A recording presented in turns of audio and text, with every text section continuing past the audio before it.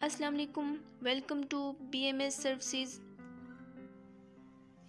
ایک ملنگ درویش بارش کے پانی میں عشق و مستی سے لبریز چلا جا رہا تھا کہ اس درویش نے ایک مٹھائی فروش کو دیکھا جو ایک کڑھائی میں گرما گرم دودھ ابال رہا تھا، تو موسم کی مناسبت سے دوسری کڑھائی میں گرما گرم جلیبیاں تیار کر رہا تھا۔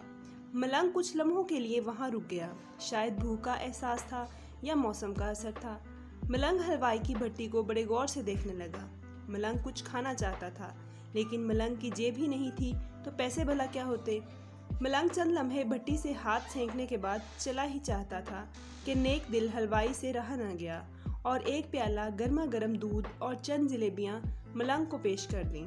ملنگ نے گرما گرم جلیبیاں گرما گرم دودھ کے ساتھ نوش کی اور پھر ہاتھوں کو اوپر کی جانب اٹھا کر حلوائی کو دعا دیتا ہوا آگے چل دیا۔ ملنگ کا پیٹ بھر چکا تھا۔ دنیا کے غموں سے بے پرواہ وہ پھر ایک نئے جوش سے بارش کے گدلے پانی کے چھینٹے اڑاتا چلا جا رہا تھا۔ وہ اس بات سے بے خبر تھا کہ ایک نوجوان نو بیاہتا جوڑا بھی بارش کے پانی سے بچتا بچاتا اس کے پیچھے چلا آ رہا ہے۔ یک بارگی اس ملنگ نے بارش کے گدلے پانی میں اس زور سے لات رسید کی کہ پانی اڑتا ہوا سیدھا پیچھے آنے والی نوجوان عورت کے کپڑوں کو بھگو گیا۔ اس نازنین کا قیمتی لباس کیچڑ سے لت پت ہو گیا، لہٰذا وہ آستین چڑھا کر آگے بڑھا اور اس ملنگ کو گریبان سے پکڑ کر کہنے لگا، کیا اندھا ہے؟ تجھے نظر نہیں آتا؟ تیری حرکت کی وجہ سے میری محبوبہ کے کپڑے گیلے ہو چکے ہیں اور کیچڑ سے بھر چکے ہیں۔ ملنگ ہکا بکا سا کھڑا تھا جب اس نوجوان کو مجذوب کا خاموش رہنا گراں گزر رہا تھا۔ عورت نے آگے بڑھ کر نوجوان کے ہاتھوں سے ملنگ کو چھڑوانا بھی چاہا، لیکن نوجوان کی آنکھوں سے نکلتی نفرت کی چنگاری دیکھ کر وہ بھی دوبارہ پیچھے کھسکنے پر مجبور ہو گئی۔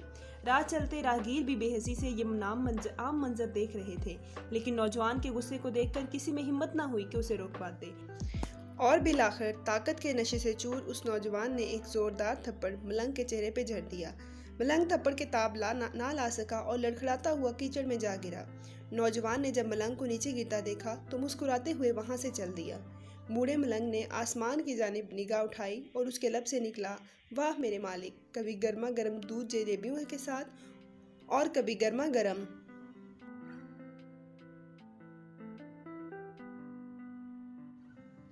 تھپڑ، مگر جس میں تو راضی، مجھے بھی وہی پسند ہے۔ یہ کہتا ہوا وہ ایک بار پھر اپنے راستے پر چل دیا۔ دوسری جانب وہ نوجوان جوڑا جوانی کی مستی سے سرشار اپنی منزل کی طرف گامزن تھا۔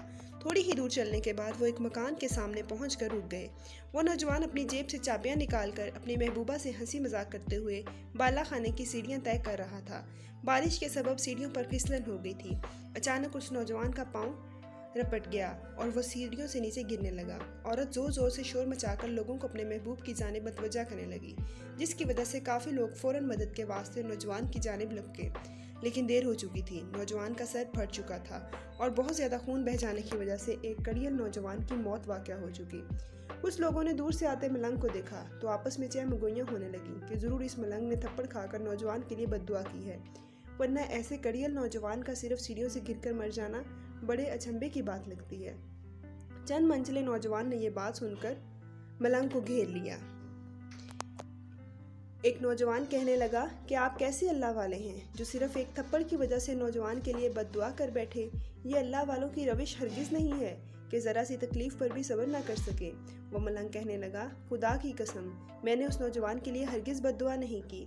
تبھی مجھ میں سے کوئی پکارا، اگر آپ نے بد دعا نہیں کی تو ایسا کڑیل نوجوان سیڑھیوں سے کیسے گر کر ہلاک ہو گیا؟ تب اس ملنگ نے حاضرین سے ایک انوکھا سوال کیا کہ کیا کوئی اس تمام واقعے کا عینی گواہ موجود ہے؟ ایک نوجوان نے آگے بڑھ کر کہا، ہاں، میں اس تمام واقعے کا عینی گواہ ہوں۔ ملنگ نے اگلا سوال کیا، میرے قدموں سے جو کیچڑ اچھلی تھی، کیا اس نے اس نوجوان کے کپڑوں کو داغدار کیا تھا؟ وہی نوجوان بولا، نہیں، لیکن عورت کے کپڑے ضرور خراب ہوئے تھے۔ ملنگ نے نوجوان کی باہوں کو تھامتے ہوئے پوچھا، پھر اس نوجوان نے مجھے کیوں مارا؟ نوجوان کہنے لگا، کیونکہ وہ نوجوان اس عورت کا محبوب تھا اور اس سے یہ برداشت نہیں ہوا کہ کوئی اس کے محبوب کے کپڑوں کو گندا کرے، اس لیے اپنی معشوقہ کی جانب سے اس نوجوان نے آپ کو مارا۔ نوجوان کی بات سن کر ملنگ نے ایک نعرہ مستانہ بلند کیا اور یہ کہتا ہوا وہاں سے رخصت ہو گیا، خدا کی قسم، میں نے بد دعا ہرگز نہیں کی تھی، لیکن کوئی ہے جو مجھ سے محبت رکھتا ہے اور وہ اتنا طاقتور ہے کہ دنیا کا بڑے سے بڑا بادشاہ بھی اس کے جبروت سے گھبراتا ہے۔ If you like this video, subscribe this channel and keep watching. Stay blessed. Allah Hafiz.